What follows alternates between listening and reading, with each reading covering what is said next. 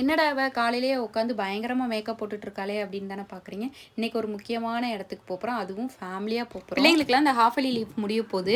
ஆனால் அவங்கள இந்த வெக்கேஷனுக்கு எங்கேயுமே கூட்டிகிட்டு போகல.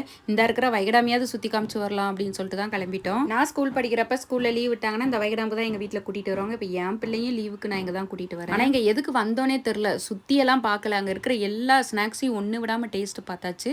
ஏதோ அமேசான் காட்டுக்குள்ளே இருந்து இப்போ தான் வெளியில் வந்த மாதிரி பார்த்த மாதிரி உட்காந்து சாப்பிட்டுட்டு இருந்தோம் எல்லாத்தையும். அந்த மாங்காயெல்லாம் நம்ம வெளியில் சாப்பிட்றப்போ அவ்வளோவா டேஸ்ட் இருக்காது. அந்த டேம் சைடெல்லாம் வந்தோன்னா மாங்காயில் உப்பு மிளகாய் தூள் போட்டு தருவாங்கன்னா அது ஒரு டேஸ்ட்டாக இருக்கும், எப்படின்னே தெரியல. இன்னைக்குன்னு பார்த்து வைகை டேமில் அவ்வளோ கூட்டமாக இருந்துச்சு. வெளியூர்லேருந்து நிறைய பேர் சுற்றி பார்க்க வந்திருந்தாங்க.